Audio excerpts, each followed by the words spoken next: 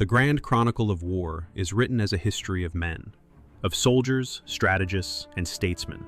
But beneath the thunder of artillery and the clash of armies, there is another, more silent history, a story of suffering, often borne not by those who waged the battle, but by those caught in its unforgiving path. In the first months of 1944, in the rugged heart of central Italy, this truth was etched into memory with unimaginable cruelty. It unfolded in the shadow of the Battle of Monte Cassino.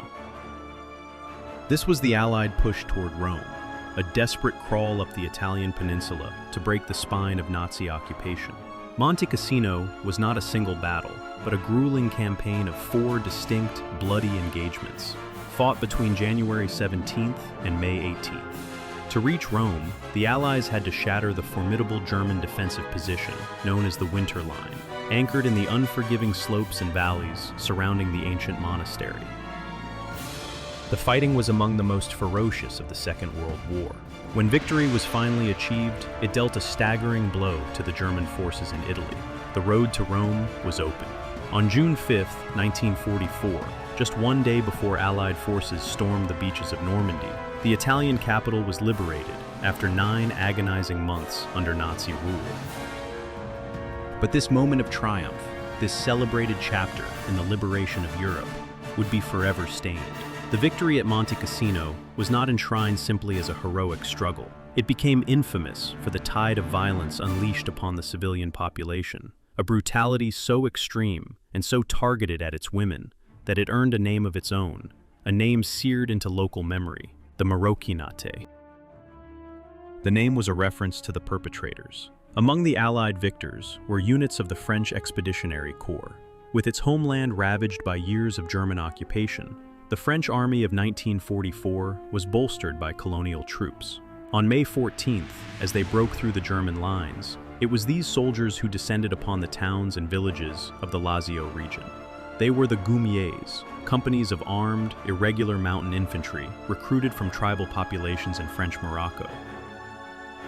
For the women of Monte Cassino, the arrival of their liberators was not the end of fear, but the beginning of a new and intimate terror. As darkness fell over the shattered landscape, a wave of unending savagery was set loose. The story of war is one of conquest and liberation, of lines on a map redrawn in blood. But its true legacy is measured in what is broken and what is lost, not just in the rubble of cities, but in the silent trauma of survivors, whose peace was sacrificed for a victory they could never truly share. The term first emerged in 1908, a name for the Moroccan auxiliaries employed during the French occupation. By the Second World War, it had become a shorthand, a single word for the Algerian, Moroccan, and Tunisian troops fighting under the French flag. In the grinding Italian campaign, they would prove decisive. As French forces advanced, they shattered the German lines, creating a breach for the British 12th Corps to finally break the bitter resistance. The path was cleared. The Allies could now press on to the next formidable defense of the Wehrmacht, an army already hollowed out by inexhaustible demoralization and an undisguised retreat across Europe. But at Monte Cassino, the Germans held. This was the place of their most ferocious stand. In response, Allied forces unleashed 350 tons of explosives upon the ancient Benedictine Abbey between February and May of 1944. Yet their attacks faltered. Nazi resistance was unyielding, Allied exhaustion profound. The 2nd New Zealand Corps was held in reserve, a critical force withheld from the final, desperate push into the mountains north of the town. The first battle for Cassino ended in failure, with the Germans still in possession of the town, the monastery, and the heights that loomed over it all. A new strategy was needed. Airstrikes would pound Monte Cassino and the town below, a relentless effort to dislodge the forces of the Third Reich. It was here that the French Expeditionary Corps, under the command of General Alphonse Juin, would turn the tide. A seasoned commander who had seen combat on many fronts, Juin understood the brutal calculus of the mountains. He also understood the immense sacrifice his men had endured. In the moment of victory, he congratulated them, and then he gave them their freedom. It was a decision that would curdle triumph into infamy. Juin is said to have harangued his men, making a dark pact. If they could win this battle, he assured them, then for 50 hours, they would be the absolute masters of whatever and whomever they found beyond the enemy. No one, he promised, would penalize them for what they did. No one would ask what they were doing. That following night, thousands of Goumiers marched down from the mountain slopes into the towns and villages of the region known as Chiocheria. For the locals, the end of the battle was not a moment of joy, not a recovery of freedom. It was the beginning of an absolute nightmare. Witnesses would later claim that when the Germans were around, the men would have to hide. But when the North African Goumiers came, it was their daughters and their wives who needed hiding. A rampage was unleashed, sexual assault and looting on an unimaginable scale, a torrent of violence where even young boys and old men were not spared by the insatiable troops. The flag of victory was planted on the ruins of the German line, but its shadow stretched long and dark over the Italian countryside. It stands as a brutal testament to the paradox of war, that the act of liberation can itself unleash a savagery equal to the tyranny it seeks to destroy, and that the price of freedom is sometimes paid by the very people who were promised it most. The complaints grew from a whisper to a roar, echoing through the ravaged Italian countryside, until they reached the chambers of the Vatican itself. The Pope was called upon to intervene, to halt the behavior of one general's men. That commander, Alphonse Juin, would later take the extraordinary step of barring his own colonial troops from entering the city of Rome. In the chaos of the Italian campaign, the lines of morality had blurred into oblivion. Looting, a practice as ancient as warfare, became a matter of routine. Veterans from every allied nation would later recount, with a grim and unsettling candor, the systematic plundering of civilian homes for food, wine, and family heirlooms. The practice became so predictable that German forces began booby-trapping valuables, turning a coveted prize into a lethal trap. For many Allied soldiers, the last act of their lives was not a heroic charge, but a desperate attempt to steal from a conquered people. Prisoners of war were stripped of their dignity and their possessions. Few arrived at prison camps with their watches or any other personal effects still on their person. But other stories, told only in hushed tones and with profound regret, speak of a deeper darkness. Veterans recall their revulsion as a comrade would descend upon the dead, scavenging from the fallen. In the most ghastly of these accounts, a soldier would sever the finger of a dead German, all to steal a golden wedding band. More than any battle or strategic decision, it is these moments that illuminate the corrosive effect of war on the human soul, the slow, grinding destruction of the very morality men are supposedly fighting to defend. At the heart of this storm of violence were the feared soldiers of the French Expeditionary Corps. They were known as the Goumiers. The name itself, derived from the Arabic word for to stand up, was a harbinger of their fierce and ungovernable nature. Recruited from the French colonies of North Africa, they were a force of Moroccans, Algerians, Tunisians, and Senegalese, the irregular shock troops of a liberated France. The most prominent among them, the Moroccan mountain warriors, were acutely aware of their reputation for savagery and often seemed to embrace it. They were organized into 4 divisions under the command of General Alphonse Juin. A man born in French Algeria, Juin was a paradox of the empire he served. A decorated veteran of the First World War and a friend of Charles de Gaulle, he was captured by the Nazis in May of 1940. He was later installed by the Vichy regime as commander of French forces in North Africa, only to swiftly join the Allies after the Operation Torch landings in November of 1942. It was Juin who unleashed his Maghrebi mountain warriors upon the German lines during the first battle for Monte Cassino in late January and early February of 1944. With breathtaking tactical skill, his Goumiers achieved the impossible, crossing the Rapido River and scaling the treacherous heights north of the monastery. It was a stunning success, yet Juin would later criticize his American Fifth Army commanders for failing to commit 2 New Zealand corps to the assault, a move he believed could have shattered the German defenses entirely. His men were a weapon of terrifying effectiveness, their brutality and their battlefield prowess born from the same unforgiving wellspring. They were an embodiment of the war's most difficult truth, that sometimes the very savagery we seek to defeat in our enemies must first be cultivated within ourselves. And in the ashes of victory, one is left to wonder what, precisely, has been saved. and what has been lost forever.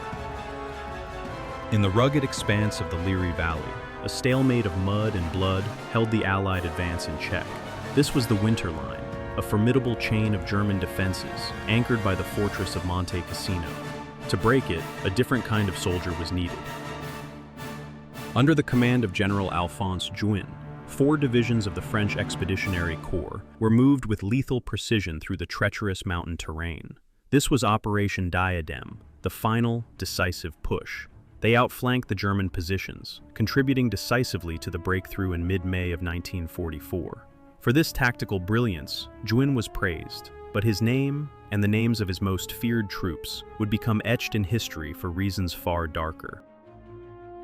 They were the Goumiers, 7,833 North African irregulars, a world away from their homelands.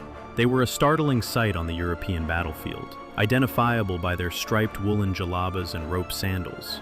At their side, they carried the jambia, a curved dagger, its size a matter of personal taste.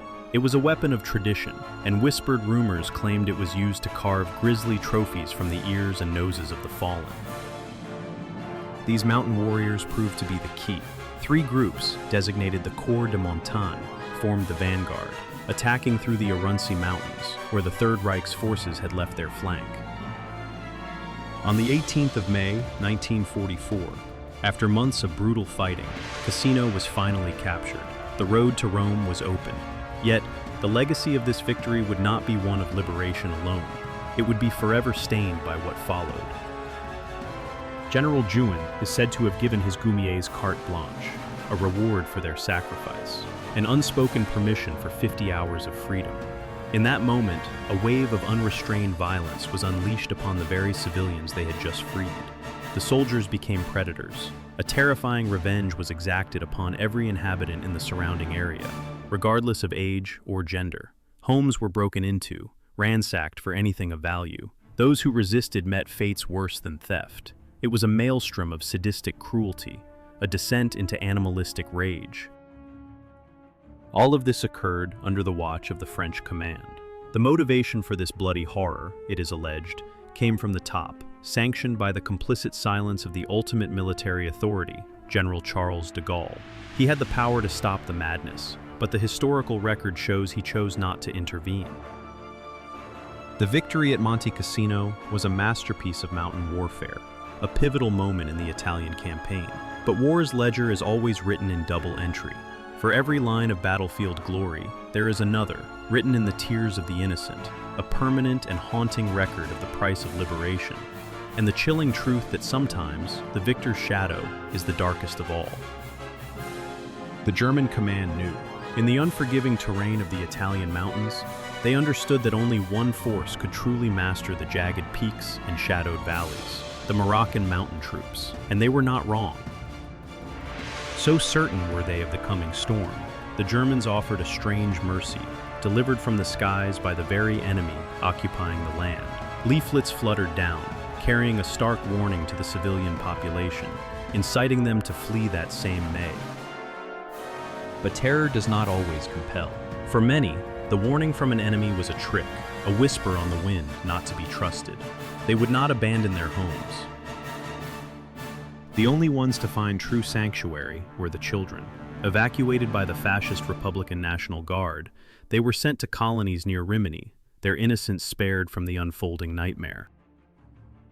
For the rest, the vast majority of refugees, the only hope seemed to be the high ground. They fled to the Paleka Plateau, a territory nestled at the base of Mount Petrella, believing the altitude offered safety. It was a fatal miscalculation. The African soldiers, men born to the mountains, ascended with an unnerving ease.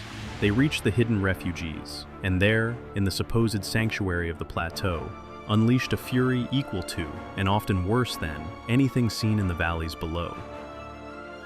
The abuse was methodical, often lasting the entire night. Across the dark expanse, other Allied troops could only listen, as the screams of the victims pierced the silence, a horrifying counterpoint to the sounds of war. On the morning of the 14th of May, American forces found the high ground around Santa Maria Infante eerily quiet. The Germans facing them had vanished, pulling back to maintain contact with a flank that was crumbling under the relentless French and Moroccan attacks. The Americans pressed forward into the mountains. The primary enemy was now the terrain itself, and the rear guards, the mines, and the booby traps left behind. But on their right flank was another danger, the Goumiers. An order came down. American soldiers were to wear adhesive tape on the backs of their helmets. It was a crude but necessary measure to avoid being mistaken for Germans should they encounter the North Africans in the dark. Even among allies, a primal fear took hold.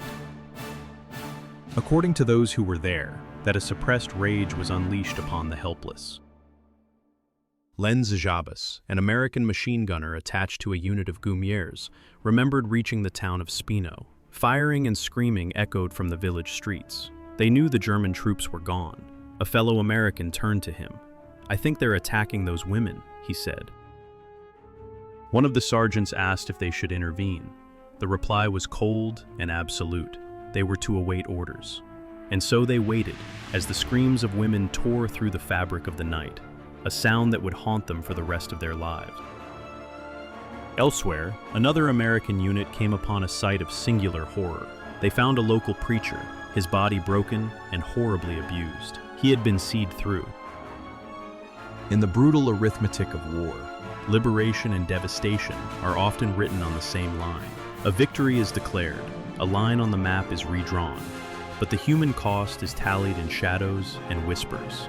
It is a debt paid not in coin, but in memory and screams, a stain that victory can never fully wash away. By the cold calculus of war, it was a stunning success. An audacious thrust through the mountains had shattered the southwestern flank of the German winter line. The sheer velocity of the advance denied the enemy any chance to regroup at the Hitler line, rendering their position in the Liri Valley catastrophically precarious. The British 8th Army saw the opportunity. Late on the 16th of May, Lieutenant General Lees ordered his 78th Division to sever Route 6, the main artery behind Cassino. At the same time, the Polish Corps, savaged in their first assault, were ordered to once more attempt the impossible, to take the dreaded monastery. But behind the advance, in the shadow of victory, a different story was unfolding. A story not of strategy and valor, but of unbridled cruelty. Its testament was written not in military dispatches, but in the memories of countless victims. One local priest, witnessing an atrocity in the making, made a fateful choice. He tried to intercede, to shield 3 young girls from the soldiers. For his courage, he was seized, beaten without mercy, bound to a post. Through the long hours of the night, he was violated by man after man. By morning, he was dead. The French command, made aware of the crimes, enacted swift justice, executing a number of the perpetrators. It was not enough. The savagery did not stop. Families fled their homes, seeking sanctuary where none could be found. They huddled together in cellars and ruins, knowing that for so many others, even this meager privilege was denied. To step outside was to invite a terrible consequence. From their hiding places, they heard the constant cries for help, a chorus of anguish to which they could offer no reply. Survivors would later speak of a profound, gnawing guilt, a sense of cowardice for their inaction. But there was nothing to be done. To intervene was to become the next victim. When night fell, the true nightmare began. The darkness carried the sounds of young women, abducted in the daylight, their wails echoing through the shattered towns. A lament that found no solace, chilling the blood of all who were forced to listen. And in the suffocating silence between the screams, they could only lie awake and wonder if their turn was next.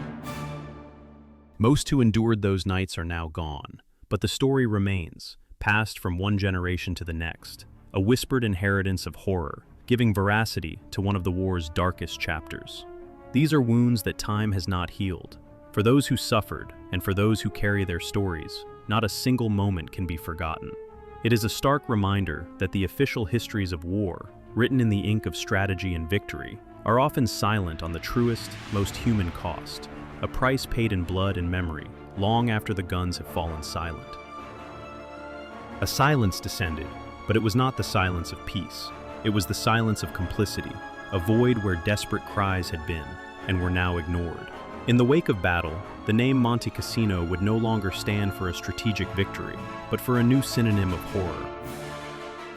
A word was seared into the local lexicon: Marocchinate, the Moroccan deeds, a name for a terror that had no name, inflicted upon a civilian population by the very army that had come, in theory, to liberate them.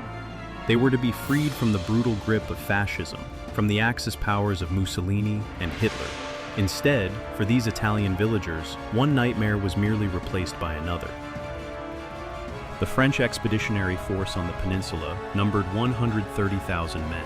Among them, nearly 8,000 colonial soldiers, the Goumiers, who would forever taint the Allied victory with their actions. What was about to unfold was more terrible than any imaginable torment. Perhaps the deepest horror lies in its swiftness. It all began on a single night. The 18th of May, 1944. The soldiers had listened to their commanding general. Then, as darkness fell, thousands of Goumiers poured from their camps. They swarmed the countryside, a tide of men unbound, descending upon the villages of the Chouchiaria region. They had been granted the freedom to do as they pleased, and in that freedom, the most terrifying version of hell was unleashed. For more than 50 hours, there was no control, no law, no resistance. There was only the raw, consuming power of group violence. The initial attacks were selective, a cold appraisal of victims deemed most attractive. But this thin veneer of logic soon dissolved, unleashing a full capacity for evil that no longer distinguished between its targets. Within their ranks, there was no restraint. Aggression was not just permitted, it was encouraged. A grotesque competition in cruelty took hold, each man striving to create a more Dantesque scene than the last, in a terrible escalation of depravity. The damage they wrought defies any adjective. In many instances, the first victims were children. Not teenagers, not women, but children. The violence then spread to consume all. Grandmothers, many over 80 years of age, were martyred in the onslaught. In one village, stormed by hundreds of soldiers, 30 women and 2 men were violated in a matter of moments. It happened so quickly there was no time to warn others, no time to hide. For those caught in the tide, there was no salvation, no escape. In another town, 2 sisters were forced to endure a platoon of nearly 200 soldiers, an act of unprecedented and calculated viciousness. The suffering was not a byproduct of the chaos. It was the objective, deliberately and unnecessarily escalated with every passing hour. In the long shadow of the mountain, liberation had arrived, but it wore the face of a conqueror, leaving behind a silence filled not with peace, but with the ghosts of what one human is capable of doing to another when the laws of war and of man are finally abandoned.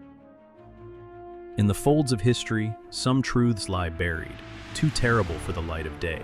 Here, in the small villages of a broken land, a wave of human darkness was unleashed. An estimated 300 combatants, their humanity eclipsed by war, descended upon an elderly man. For them, it was a form of entertainment, a ritual of mass sexual violation. This was not an isolated act of madness. It was a routine, a depraved hunger that swept through the countryside, where no village, no family was safe from the terror. From the meticulous, grief-stricken records of the National Association of Civilian Victims of the War, a single story emerges, bearing the weight of thousands. A parish priest, Don Alberto Terrile, witnessed a group of soldiers cornering 2 young girls, one merely 6 years old, the other 9. In an act of desperate courage, he confronted the looters, offering himself to spare the children from an irreparable trauma. The reprisal was immediate. The priest himself became the victim, his sacrifice made in full view of the very children he had tried to save. Elsewhere, in the village of Pico, the violence took on the form of a perverse spectacle. 2 sisters were crucified in the public square, their family forced to bear witness to the abomination. Such accounts are not the exception, they are the rule. Extreme sadism and outrageous brutality had become the new law of the land. The silence from the highest echelons of power was deafening. General Charles de Gaulle, commander-in-chief of the French army, was fully aware of the atrocities being committed by the troops under his command. Yet he did nothing, not to prevent it, nor to bring the perpetrators to justice. And General Alphonse Juin, the man whose words reportedly gave sanction for these horrors to unfold, was never punished. For years, the truth lay dormant, whispered in survivor testimonies and hidden in archives. But slowly, painstakingly, the unbearable events were reconstructed. Historians now agree it was a single speech by General Juin, a fiery harangue to his troops that lit the fuse of a human conflagration.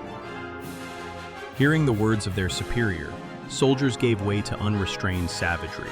The fuse was lit. Anyone who resisted, regardless of age or station, became a target. Every small village in the region was savaged. There was nowhere to run, no place to hide from the maelstrom. A methodical, cowardly practice became common. Victims were held down by their ankles and wrists, immobilized as soldiers formed a line to take their turn. In one village, 4 women, none older than 15, were forced to endure the assaults of 100 soldiers for hours on end. Of the 4, 1 died. Another was plunged into a psychosis from which she would never return. These are not just stories of war's collateral damage. They are a testament to a deliberate descent into barbarism, sanctioned by silence and ignited by command. It reveals the terrifying fragility of civilization and how easily the abyss can be unleashed, not by monsters from some other world, but by the dormant darkness that waits within our own. One was locked away in an asylum for the remainder of her life. The other 2 were left to navigate the ruins of their own minds. For in the wake of battle, a new terror descended. Homes were not merely occupied, but systematically stripped bare, their valuables plundered in a frenzy of opportunism. It was a barbarism without limits, an ordeal that lasted little more than 2 days, but whose consequences would echo for an eternity. In the small town of Esperia, in the province of Frosinone, the mayor delivered a chilling report. Of the town's 2,500 inhabitants, 700 women had been sexually assaulted. Some did not survive the attacks. Across the entire region, the numbers swell into a chronicle of horror. More than 7,000 civilians, children among them, were violated by members of the Goumiers Corps. The number of men killed in the defense of their families is estimated at 800. In total, the campaign of violence is believed to have claimed nearly 200,000 victims. People of every age were attacked, tortured, and murdered with absolute impunity. Historical documents record over 20,000 official cases of sexual assault, but this figure represents only those with the fortitude to report the outrage they had suffered. The true number is lost to silence and shame. Specialists project a figure as high as 60,000, a number so vast, it suggests the majority of women living in the area endured some of the most profound abuses known to man. Medical reports, recovered from the era, reveal a grim reality. Many women and girls were assaulted repeatedly, often by multiple perpetrators. There are accounts of soldiers breaking the teeth of their victims to prevent them from biting back. Witnesses speak of impalements and castrations, the fate of men who dared to defend their daughters, their wives, their mothers. No one was safe. Mutilations were carried out for sport, the soldiers using their famous jambia daggers. It is a critical and often overlooked fact of history. The Goumiers were neither mercenaries nor foreign volunteers. They were soldiers, formerly employed by the French Allied Army. As such, the high command of the French military was, and remains, responsible for their actions. The cold, clinical language of recovered medical records corroborates the ruthless nature of the violence. They document widespread infections of syphilis and gonorrhea, a final, enduring legacy of those nights of terror that followed the Battle of Monte Cassino. For the survivors, victory was not a celebration, but a scar, a permanent reminder that liberation and devastation can arrive on the very same tide. In the wake of the violence, a second, silent scourge descended. Only the arrival of American penicillin saved what remained of the population from an epidemic that threatened to finish the work of the war. The attacks left a devastating human legacy. Unwanted pregnancies numbered in the thousands. For many women, the only escape was a clandestine abortion, a harrowing procedure performed in improvised, unclean settings. Others, paralyzed by fear, carried the children of their assailants to term. After the war's end in September of 1945, a new generation was born from the trauma. Many of these infants found their way to the Veroli orphanage, a sanctuary of last resort. Estimates place the number of babies who arrived at its doors at around 400, an overwhelming figure for the small community. Most would never be adopted. They would live out their childhoods within the orphanage walls, coming of age as ghosts of the conflict, never knowing the names or faces of their mothers and fathers.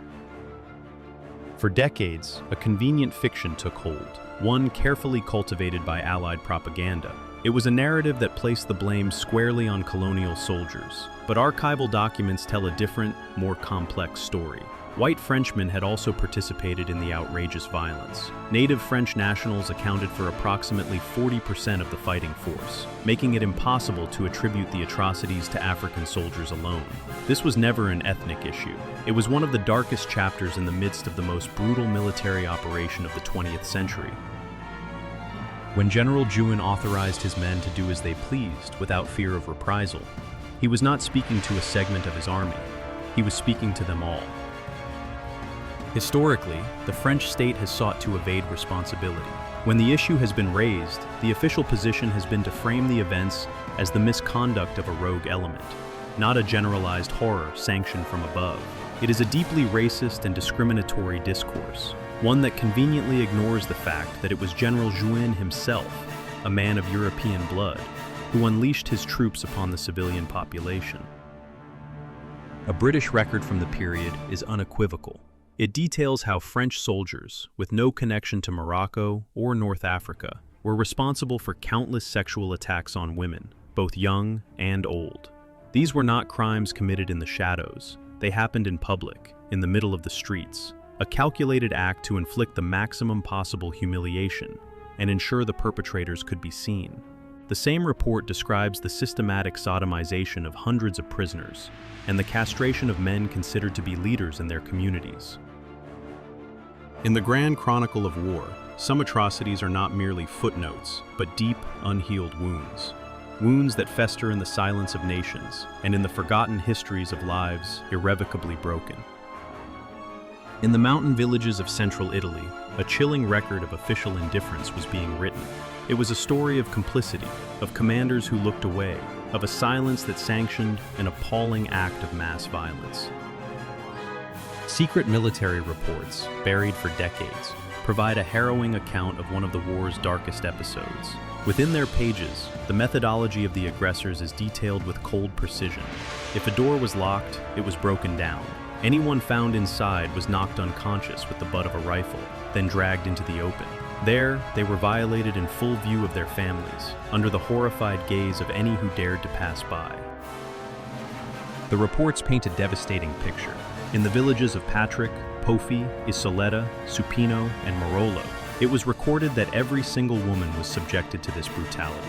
In Lanola, on the 21st of May, the arrival of French troops heralded the assault of 50 young women, the majority of the female population in that small community. When there were not enough women, the soldiers turned to young girls and the elderly. The reports even note, with sickening detail, that animals became targets of their attacks. In this savage context, unfolding in isolated settlements amid a global conflict, the exact toll is impossible to establish. The number of victims, regardless of gender or age, likely reached into the tens of thousands. More difficult still is to count the lives that were not taken, but irrevocably broken. The psychological trauma left countless survivors unable to continue. They abandoned their studies, struggled to form relationships, and were haunted by an experience that defied comprehension. Some were driven to madness, others chose to end their own lives. As the horror unfolded, the International Red Cross offered its assistance to the Italian government. The offer was refused. Rome, desperate not to strain relations with its powerful French ally, chose silence over solace, diplomacy over justice. A conspiracy of silence descended, enforced by both the perpetrators and the government of the victims. There were no accusations, no internal investigations, no consequences. For 80 years, impunity has reigned. Only with the slow passage of time have the victims been encouraged to speak, to add their voices to the unbearable history that left them scarred forever. Their testimony is a reminder that the deepest wounds of war are not always left on the battlefield, but are carried in the silent memory of those who survived. To speak was an act of profound courage. It meant not only reliving unspeakable trauma, but exposing oneself to the searing judgment of a world desperate to forget. One woman's testimony etched a scene of casual brutality. She watched as Allied soldiers noticed a young girl, her ears adorned with expensive-looking earrings. One of them reached out, and with his bare hands, simply ripped them from her flesh. The witness recalled the victim's raw screams of pain, a sound that seemed only to amuse the soldier. Another woman came upon a scene of quiet horror. She found her younger sister sitting motionless, head buried between her knees. As she drew closer, she saw it, a thin trickle of blood making its slow, dark path down her legs. The pressure to conceal these humiliations was immense, absolute. When she asked her mother what was wrong, the reply was a command for silence. Don't bother her, she just hurt herself. Only much later would she come to understand the violation her sister had endured. Resistance was met with overwhelming force. When one group of women fought back against individual assailants, they were set upon by a pack. Their defiance was futile. First, the attackers drew their weapons, firing rounds into the air to shatter their resolve. Then they began to separate the girls, dragging them away to be assaulted, one by one. There was no defense. Those who tried to intervene, neighbors, family members, suffered dire consequences. For some, the punishment was a medieval form of torture and execution, pierced lengthwise with a sharpened stake, left to slowly bleed to death. At the summit of Monte Cassino, a father who tried to defend his daughter was beaten to death.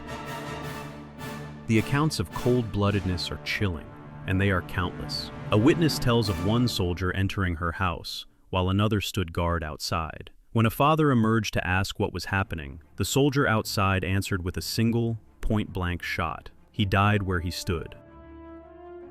On the 18th of June, 1944, Pope Pius XII wrote to Charles de Gaulle, urging him to take action. The pleas were heard at the highest levels, yet the violence continued. Today, historians and the last living witnesses continue their long vigil for justice. They demand that the testimonies be gathered, that France take responsibility for the actions of the troops under its command. They ask for compensation, for an official acknowledgement of the facts. It is a staggering truth that many who saw these terrible acts are still alive, their memories a sharp and vivid testament to a history that remains unsettled. For them, the past is not a distant country. It is a room they have never been allowed to leave, a silence that still screams for a reckoning. In the year that followed, a semblance of justice was sought.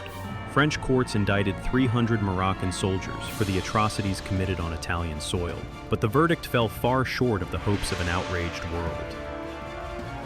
The true scale of the horror, however, dwarfed the courtroom proceedings. An estimated 10,000 soldiers, not only Moroccans but French, Algerian, and others under Allied command, had participated in the rampage. For decades, a profound silence blanketed the memory of those nights. Then, 60 years later, on the 26th of November, 2004, a singular voice broke through. Amid Ben Rahalate, president of an association of Moroccan veterans, officially apologized for the crimes of Monte Cassino. It was a courageous act, seeking to grant some closure to the victims and to force a dark chapter of history into the light. But this gesture had another, unintended effect. It illuminated a stark and uncomfortable truth. The French government, the ultimate authority and command, had never taken such a step. To this day, no public apology, no official acknowledgement of what transpired has ever been issued. It stands as a monument to negligence, a carelessness for the memory of the violated. The inferno of war generates immense anguish, twisting the minds of combatants and civilians alike. Yet no level of stress can ever justify using the human body as an object for the most debased passions. Sexual violence can never be understood as a catharsis, a release from the pressures of the front line. The crimes of Monte Cassino were not an unavoidable consequence of battle. They were a choice. The responsible commanders of the Allied army did not simply fail to prevent them, they actively encouraged them. Many have searched in vain for a reason, for some logic to explain such profound suffering. But nothing can justify what happened, not even the horror of war itself. It was a criminal act, a savage eruption of violence by soldiers who were given permission to unleash their worst impulses, with the guarantee that they would never pay the price. In the long arc of history, the silence of the governments involved becomes its own verdict. And so, against the weight of official forgetting, only the voices of the victims remain, a fragile human testament, their stories a final, desperate defense against the recurrence of such darkness.